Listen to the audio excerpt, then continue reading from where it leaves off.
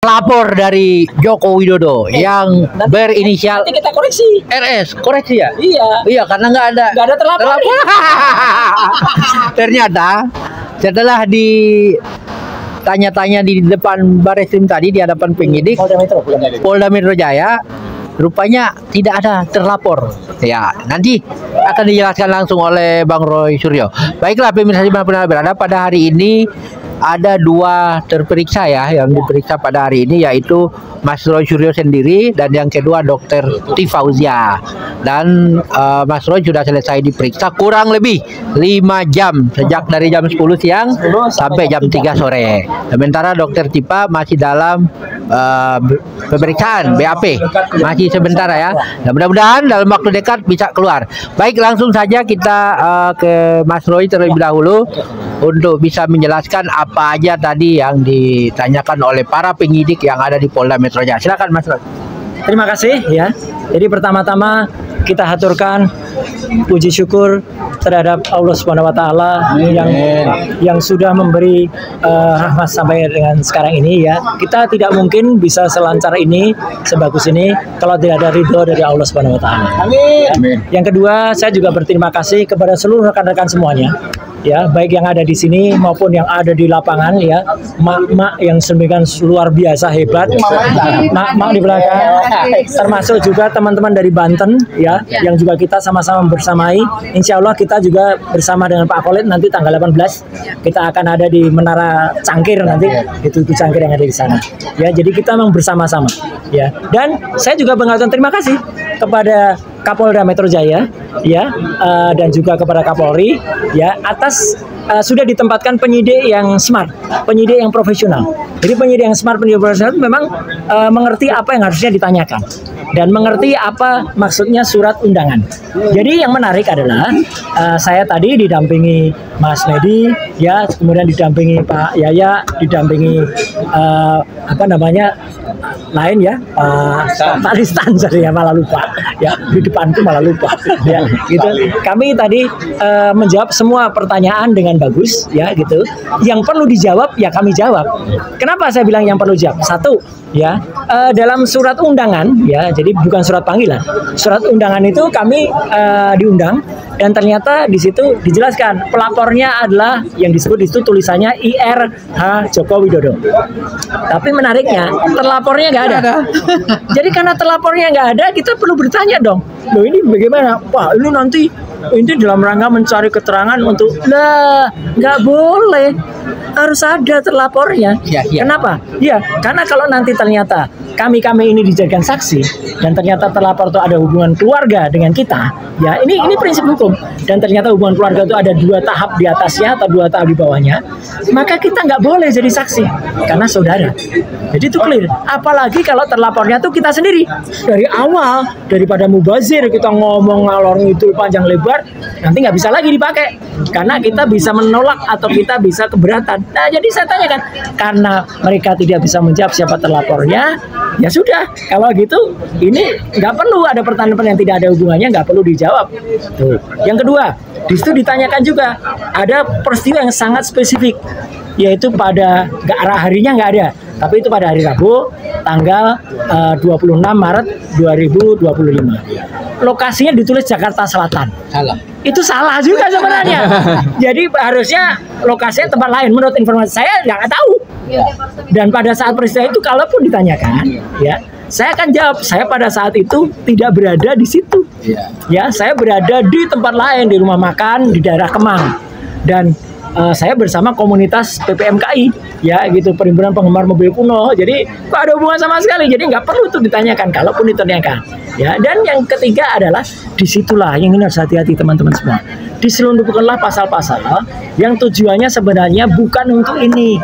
Pasal-pasal itu untuk transaksi elektronik ya, orang transfer 1.000 ditulis 10.000 ya, dia bisa kena pasal 32. Orang tidak punya, belum lihat ijazah asli, terus dia posting, kemudian dia tulis ini ijazah yang asli gitu ya kan, buat supaya liburannya tenang. Nah, ternyata yang punya ijazah konon kalau dia punya ya, itu kemudian mengatakan saya nggak pernah ngeluarin ijazah, berarti berita bohong, membuat sesuatu supaya disebut asli, dia bisa kena. harusnya. Jadi harusnya dia yang kena gitu loh. Nah, makanya saya pun tadi tidak perlu ngarang-ngarain dulu ke dia. Biarkan saja nanti. Jadi karena 3 itu tidak jelas ya, terlapornya tidak ada, peristiwanya tidak jelas, kemudian undang-undangnya diselundupkan, maka kita itu punya hak. Sekali lagi teman-teman ya, kalau teman-teman tahu masalah dasar, kita tuh punya hak dalam Undang-Undang Dasar 1945 untuk hak kita, untuk kita menyatakan keberatan. Jangan nolak, menyatakan keberatan kalau memang kita tidak ada hubungannya. Nah, itu namanya kita smart. Kita tidak membebani penyidik dengan dia harus buat keterangan yang panjang kali lebar sampai dengan malam hari, padahal itu nggak ada hubungannya. Ya kan, ngapain aja gitu loh. Nggak usah. Itu namanya kita menjadi mengorbankan diri kita sendiri atau menyiksa diri kita sendiri. Apalagi kalau menyiksa diri kita sendiri ternyata ada orang yang pengen nyiksa kita. Ya, itu nggak boleh kayak gitu. Jadi makanya kita harus pandai seperti ular, ya, lincah seperti elang, dan kemudian juga cerdas seperti kelinci. Kalau kita kelinci dikejar ular, dia cerdas. Itu. Jadi dan sekali lagi, tetap semua itu adalah hubungan kita dengan sesama manusia. Jadi saya menyatakan terima kasih atas hablum minanas yang sangat bagus, tapi tetap kita jangan lupa hablum minallah itu yang paling penting. Semua tidak akan lepas tanpa kuasa Allah ya, dan saya berdoa, mari kita juga sama-sama berdoa di sini. Semoga semua teman-teman yang nanti terundang, bukan terpanggil loh ya, terundang, itu bisa melakukan hal yang sama seperti tadi sudah disampaikan detail oleh Bang Medi, ini kuasa hukum yang sangat hebat ya, gitu. Bang Yaya yang luar biasa itu, dan Bang Ristan ya, jadi luar biasa. Ini yang mendampingi saya, dan kita juga berhak kok. Jangan misalnya hanya bisa didampingi 1, enggak, kita bawa 3. Yang gua suruh kemana? 3 bisa masuk. Bisa masuk. Kursi di mana? Smart dong, cari kursi. Tidak ada yang mengatur itu. Ya ada cari kursi, kita malah kita ngobrol panjang, kita ngasih ilmu kepada penyidik, dia justru belajar tentang undang-undang ITE ya, tentang naskah akademiknya. Jadi kan kita di dalam juga memberikan memberikan pencerahan, namanya juga klarifikasi ya Pak Juju ya. Jadi penyidik tanya ya, karena pembuat undang-undang termasuk Pak Roy. Waktu itu sebagai DPR RI. Alhamdulillah. Dan itu tadi saya terangkan, ketika ditanya soal identitas pribadi, saya sebut di situ nggak apa-apa. Kalau identitas pribadi oke. Saya dulu pernah di mana, pernah di DPR, pernah bantu presiden sebagai menteri, pernah juga menyusun itu, pernah juga di KPI. Jadi kalau mau ngundang teman-teman podcast atau ngundang TV, ada aturannya. Itu nanti di Dewan Pers juga ada gitu loh. Jangan sembarangan. Iya, jangan sembarangan main comot, main undang-undang. Teman-teman juga bisa kok nolak. Bukan nolak, keberatan. Karena kami dilindungi Dewan Pers, kami dilindungi ada pasal-pasal di dalam penyiaran. Gitulah. Jadi semua itu ada aturannya. Saya kira itu ya. Jadi enjoy tadi Bang ya. Alhamdulillah enjoy, dan lebih enjoy lagi saya bisa ngobrol dengan teman-teman, masih kelihatan matahari. Iya. Itu Bang. Kira-kira dari pertanyaan itu dapat sepeda nggak Bang? Ya. Baik pemirsa dimanapun Anda berada, tadi menarik apa yang dikatakan oleh Pak Dr. Roy Suryo, bahwa setelah sampai di depan penyidik justru dipertanyakan, ini sebelum saya disidik siapa terlapornya, malah terlapornya tidak ada, kata penyidik. Nah, di depan kita sudah ada para kuasa-kuasa hukum yang hebat. Kita akan bertanya ke Pak Medi terkait apakah ada yang mengatur tentang itu, Pak Medi. Tidak ada terlapor, kemudian sudah banyak yang diperiksa, tapi justru bisa jadi nanti terlapornya suka-suka mereka, ngisinya siapa. Silakan. Masalahnya yang cerdas Mas Roy. Ya. Penasihat hukumnya cerdas. Yang bertanya penyidiknya juga cerdas. Jadi nyambung gitu. Jadi saya kira udah semua dijelaskan dengan Mas Roy. Mungkin dari rekan saya untuk Jadi tadi kan Pak Roy diperiksa. Sebelum periksa Pak Roy nanya, siapa sebenarnya yang dilapor? Ternyata terlapornya nggak ada. Silakan Pak Reza. Pandangan Bapak secara hukum. Ya, terima kasih ya. Jadi kita tadi ada 3 orang menjadi kuasa hukum mendampingi Pak Roy. Jadi ini yang akan kita sampaikan, ada apa yang kita lihat ya, yang di dalam. Jadi memang tadi sempat Pak Roy ini menyatakan ada beberapa keberatan sebenarnya. Di antaranya adalah satu, ini siapa pihak terlapornya? Memang tadi terlihat pelapornya adalah disebut Insinyur Haji Wibowo. Terlapornya siapa? Ini ditanyakan kepada penyidik tadi ya. Nah, jadi tadi telah disampaikan bahwa ini tidak ada terlapornya. Nah, kita sampaikan ini kan tadi juga sebelumnya sudah disampaikan oleh Pak Roy. Ini laporan polisinya adalah tanggal 30 April dan keluarlah surat perintah penyelidikannya di hari yang sama. Nah, itu juga tercapai. Lah, ini terlapornya siapa? Ini belum ada terlapornya. Padahal kalau kita melihat biasanya kalau laporan polisi itu memang tidak wajib, tapi biasanya itu harus ada terlapor. Kecuali misalnya kalau tidak ada terlapor, mungkin dia tidak diketahui identitasnya siapa gitu kan. Ini kan kalau kita lihat ramai di media, ini sebenarnya terlapornya kan sudah kelihatan nih ada inisial-inisial, tetapi pada saat laporan ini LP ini kita tidak ada melihat siapa yang terlapornya siapa. Tadi sudah ditanya oleh Pak Roy pada saat itu, sampai sekarang tidak diketahui siapa terlapornya. Ya, itu. Kita keberatan juga tadi Pak Roy ya, bahwa ya saya sebenarnya harusnya sudah tahu bahwa siapa terlapornya di sini. Karena apa? Apabila Pak Roy menjadi terlapor akan mungkin nanti kelanjutan bisa menjadi tersangka atau terdakwa, otomatis kan haknya Pak Roy ini bisa hak diam untuk tidak berbicara. Jadi dari awal harusnya disampaikan gitu loh. Jadi Bang, sudah ada 8 orang yang diundang oleh Polda Metro Jaya sampai jam 11 diperiksa. Yang lainnya diperiksa dari pagi jam 9 sampai jam setengah 11 malam. Nah, apakah dengan tidak adanya terlapor, kasus ini bisa ditutup atau laporan tersebut ditutup karena cacat? Cabut gimana? Menurut Abang selaku kuasa hukum cabut. Silakan mau jawab. Jadi kebetulan kita nih tim ya, mungkin biar bisa sama-sama lah. Ya Pak, silakan Pak. Pandangan hukumnya kabelnya nyampe nggak nih kabelnya? Apakah bisa dicabut Baik, laporannya? terima kasih ya. Saya nggak langsung menjawab ke situ, tapi saya harus menjawab dari suratnya dulu. Itu kan ada surat undangan. Surat undangan itu ada dasar rujukan. Lihat pasalnya, ya kan? Nah, lihat di situ tujuannya apa. Salah satunya di situ disebutkan tanggal 26 Maret. Sudah disampaikan sama Pak Roy tadi panjang lebar dalam pemeriksaan, sudah, ya kan? Nah, pasalnya ada nggak keterkaitan di situ? Kalau tidak, ya kita jangan menjawab dong. Nah, minta bukti-buktinya. Kalau di situ pasalnya 32, 35 ITE, ya kita minta bukti ya untuk bukti otentiknya apa yang ada di situ, ya kan? Nah, itu, ya kan? Nah, sekarang kalau ada pasal 310, 311, ternyata tadi tidak dibahas itu. Nggak dibahas itu, gitu kan? Jadi itu ya. Nah, sekarang saya jawab yang tadi ini dasarnya dulu. Makanya semoga ini kalau ada pemeriksaan dalam kasus apapun, lihat rujukannya. Pasalnya apa di situ? Kita bicara sedang itu. Kalau keluar daripada itu, Bapak misalkan belum makan, tapi Bapak misalkan ditanyanya nanti Bapak dari mana atau apa tidak nyambung, ya jangan dijawab, Pak. Bapak belum makan, ya kan? Jawab yang apa adanya, ya kan? Nah, sekarang saya menjawab. Bagaimana? Apakah bisa tutup atau tidak? Nah, itu kewenangan daripada Polda Metro Jaya penyidik. Berdasarkan dan itu dari bukti-bukti semua dirangkum, ya kan? Kesimpulannya apa? Dilaporkanlah ke pimpinan. Dan ini akan dilaporkan kepada siapa pelapor. Karena kami tidak bisa memutuskan bahwa ini bisa ditutup. Tapi kami bisa membayangkan kalau tidak terbukti ya mungkin kemungkinan bisa ditutup, kan gitu. Tapi kalau mengatakan sudah ditutup, kan kita bukan pimpinannya, nggak bisa kita menutup, ya kan. Tapi dengan data-data, kalau memang kembali kepada yang saya sampaikan tadi, apa sih rujukan tadi? Kalau tidak sesuai, ya mau dilanjutkan bagaimana? Nggak ada, nggak bisa dilanjutkan kalau tidak sesuai.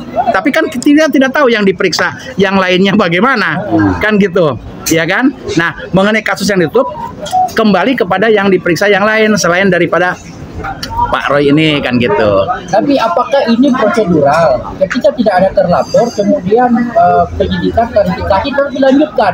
Bahkan bisa lebih dari 8, ada diundang lagi sampai itu lebih dari itu.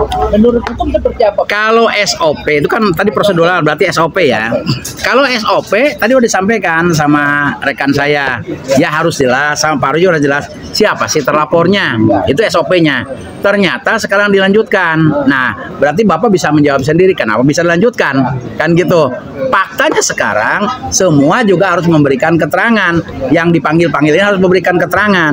Nah, makanya kembali kepada pasal rujukan tadi, mau nggak kita mengikuti kepada rujukan kita pasal itu? Gitu aja. Kalau kita diajak keluar daripada yang ada di itu, nanti Bapak nggak sesuai dengan surat undangan dong, iya kan? Surat undangan di situ apa? Harus jawab surat undangan. Ada kawan-kawan lain yang dipanggil di Polda Metro Jaya untuk dimintai keterangan, apakah berhak kita untuk menolak karena tidak ada terlapornya? Begini, undangan klarifikasi itu bukan panggilan. Dia tidak memiliki pro justisia. Ya, jadi untuk menolak, bukan menolak ya, artinya untuk tidak hadir, maaf ya, bukan menolak Kak, sekali lagi. Untuk tidak hadir ya itu pro justisianya tidak ada sebetulnya. Seperti undangan pernikahan, Bapak mau hadir apa tidak? Ya kan, ada kucing saya, misalkan mau hadir pada Bapak nggak mau hadir ya nggak apa-apa, kucing saya kok, kan misalkan gitu. Nah, itu sama, kita undangan, cuma ini undangan terkait dengan suatu kasus. Nah, dampaknya ada, ya sekarang ini kan zaman medsos, misalkan nggak hadir undangan, mungkin dikatakan apa tadi namanya? Mangkir. Nah, atau mungkin dia menghindar atau apa. Ya kalau saya sih ya, kalau ada undangan, walaupun itu tidak ada pro justisia, saya sarankan hadir aja. Jelaskan kembali kepada undangan tadi, pasalnya apa. Kalau kita tidak hadir, berarti sama dengan mengatakan ya, kan gitu, iya kan?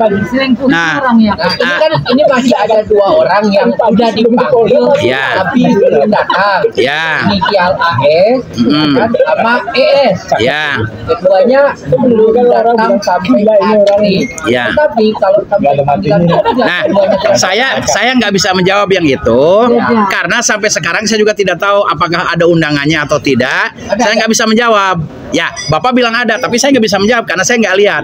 Kan saya harus melihat fakta, ya kan? Kalau saya menyebutkan begini, berarti saya udah melanggar undang-undang ITE lagi kan gitu. Kan gitu, ya nggak boleh. yang podcast nanti diundang. Ya, saya bisa menjawab kalau memang faktanya ada. Tapi kalau di luar fakta jangan ngarang-ngarang, Pak. Saya bukan pengarang, Pak, ya. Mungkin itu, Pak, ya. Oke. Kita ke Pak Juju. Dalam kasus yang dilaporkan oleh TPUA di Barreskrim Mabes Polri pada bulan Desember 2024, sampai saat ini sudah ada tindak lanjut oleh Barreskrim Mabes. Bahkan sudah sampai ke Solo, ke UGM, KPU RI sudah diundang dimintai keterangan, KPU DKI terkait pendaftaran Jokowi di gubernur dan presiden. Menurut Pak Jujo, dengan adanya kasus yang sudah kita laporkan di Barreskrim Mabes Polri dan ada juga laporan yang dilaporkan oleh Jokowi di Polda Metro Jaya, mana kira-kira yang lebih dahulu untuk diproses?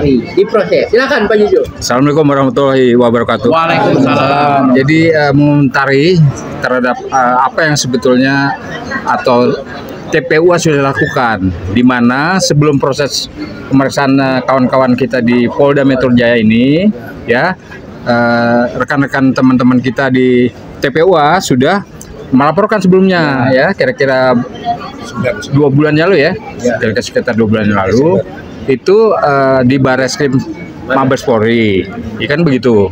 Kita sudah melaporkan hal itu, tapi dalam perjalanannya laporan kita itu kelihatannya diabaikan. Mereka lebih memproteskan yang Polda ini di sini ini. Dan tidak ada terlapor. Tidak ada terlapor. Ibarat kita mau jalan nggak ada arah.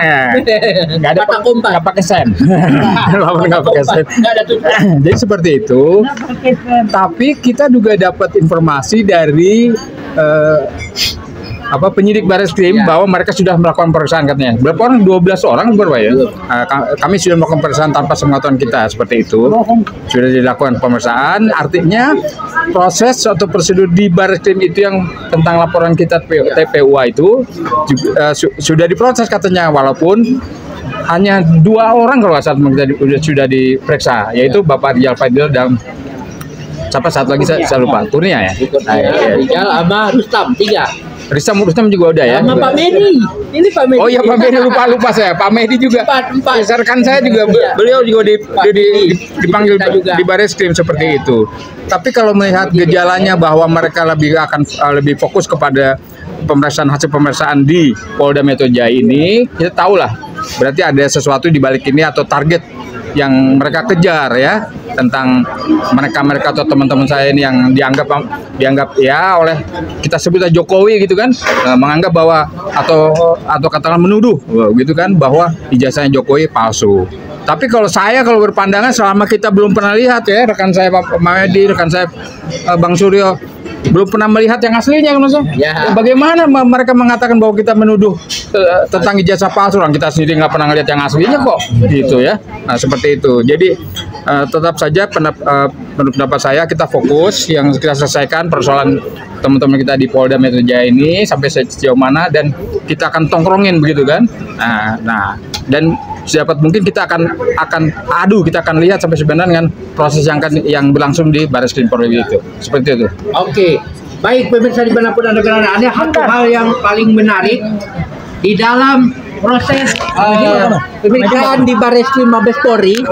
Itu kata penyidik dari Bareskrim bahwa sudah 90% Pak Roy katanya. Sudah 90%, dan yang paling menarik itu adalah mereka akan melakukan uji lab forensik ijazah Joko Widodo yang sampai saat ini ijazahnya sudah ada di Bareskrim, yang diantar oleh ponakannya Jokowi ya kemarin ya di Bareskrim.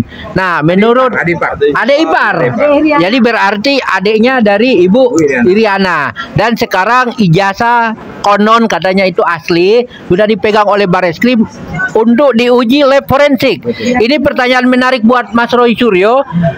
Kira-kira kalau misalkan uji lab forensik ini mereka hanya libatkan satu pihak, dalam hal ini Bareskrim Mabes Polri, kemudian tidak melibatkan pihak independen, apakah menurut Mas Roy itu bisa dipercaya hasil lab for? Silakan Mas. Ya, begini. Jadi supaya clear semua ya. Jadi kita kemarin sempat, saya Dr. Esmond itu menyatakan harus ada laboratorium pembanding. Ya, misalnya Singapura atau bahkan kita juga berkirim surat ke Belanda, Jepang dan sebagainya. Cuman kan itu memang mungkin dalam peraturan hukum Indonesia nanti agak sulit untuk bisa melakukan beracara di sidang.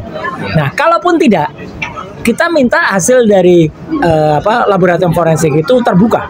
Artinya gini, ya, saya ulangi lagi.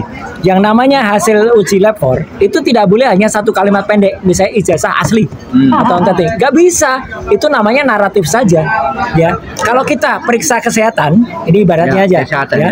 Apakah juga kita mau terima kalau misalnya dari laboratorium itu bunyinya hanya oh Anda sehat gitu, kan enggak gitu. Kita mau terima kalau itu detail.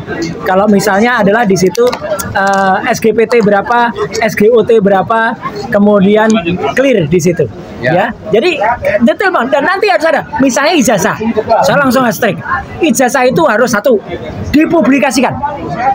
Sehingga dengan dipublikasikan itu banyak hal yang bisa kita dapat. Satu, sama enggak yang diposting oleh si PSI itu. Kalau beda, dia langsung kena sebar hoax ya. Betul. Kalau sama, berarti apa yang kami teliti, Dr. Esmond teliti, ya sama. Jadi itu hasilnya. Ya, kalau itu terjadi. Yang kedua, ya, itu harus muncul detailnya. Satu, kertas. Carbon datingnya kertas, bahan pembentuk kertasnya itu harus apa? Itu harus clear. Saya nggak akan bocorkan, tapi itu nanti ada kertasnya terbuat dari apa, campurannya, kemisnya apa dan lain sebagainya. Kemudian tintanya, setidak-tidaknya 6 tinta di situ. Kenapa kok bisa 6 tinta? Satu, tinta cetak tulisan ijazah, Universitas Gadjah Mada, bla bla bla bla. Itu jelas cetakan yang harusnya ada tuh tahun 85. Dari percetakannya, apapun nama percetakannya, ya, untuk ijazah. Yang kedua, cetakan logo UGM. Itu tintanya lain lagi. Ya, karena itu emboss dan gold. Ketiga, cetakan nama pemilik ijazahnya. Kalau dia pakai ballpoint, nggak bisa dia pakai misalnya merek-merek yang ballpoint sekarang. Ya, yang baru-baru. Tempo dulu harusnya. Ya toh, itu pakai ballpoint yang pakai mungkin tintanya celup. Nah, harus sesuai. Keempat, ya, nama atau penanda tangannya rektor. Itu tintanya lain lagi. Iya kan? Tanda tangannya dekan, tintanya lain lagi.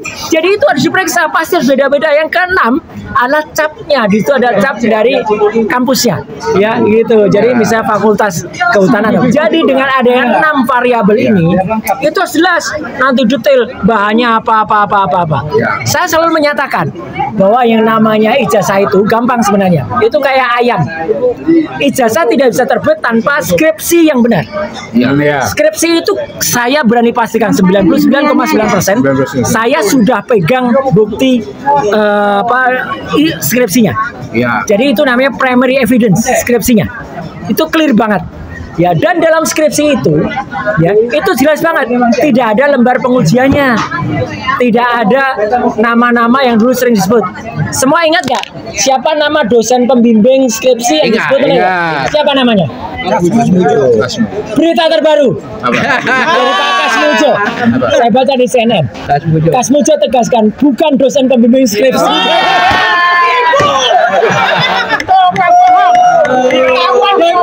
Dan di sini dan tadinya mau dibelokkan dia mau jadi dosen pembimbing akademik. Pak Kasmujo, terima kasih. Jujur, dia bilang saya waktu itu masih muda, belum bisa saya interaksinya sebagai asisten dosen dengan mahasiswa itu baru sebatas membantu memahami mata kuliah dan teori. Jadi nggak tanda tangan KRS. Itu dari CNN ya? Ini CNN. Jadi begini Pak Roy. Iya. Dapat sepeda. Clear. Ini merupakan pernyataan langsung dari Pak Kasmujo. Kita mengucapkan terima kasih. Ya, kan? Karena kalau enggak, Pak Kasmujo akan diperiksa sebagai salah satu terlapor dari 8 yang diadukan. Takut. Pak Kasmujo takutan kejujuran. Bagus. Terima kasih, matur sembah nuwun Pak Kasmujo. Lanjutkan. Dan insya Allah sekali lagi saya harus bilang, Allah SWT memberikan berkah sebesar-besarnya. TPUA bersama Pak Kasmujo. Hidup Pak Kasmujo. Oke, karena di sini sudah ada Abang Refli Harun dan ada juga Pak Hojin selaku pengacara.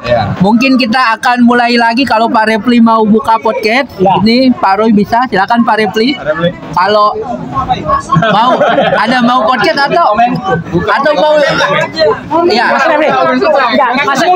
Refli. Terkait Pak Refli. Ayo. Oke, kita akan bahas. Ya, baik pemirsa dimanapun Anda berada. Di tengah kita, Mas Kosimudin dan Pak Refli. di tengah kita sudah berada. Sore. Ini masih sore. Ya, jadi Pak Kasmujo tadi menyatakan Pak Refli bahwa Pak Kasmujo dalam keterangan terbaru menyatakan beliau bukan merupakan dosen pembimbing dari selama ini dalam sambutannya Pak Jokowi baik itu dalam acara kampus UGM, dia sering menyatakan bahwa Pak Kasmujo ini merupakan dosen pembimbingnya, ya kan?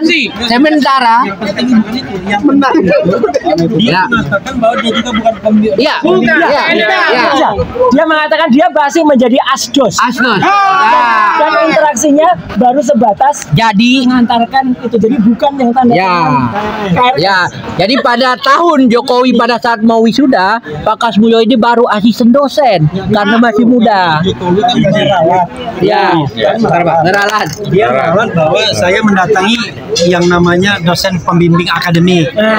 Kan diadakan. Nah, kalau dia bukan dosen pembimbing akademik dan juga bukan dosen pembimbing skripsi, maka kan kebohongannya double jadinya. Ini statement Pak Kasmujo.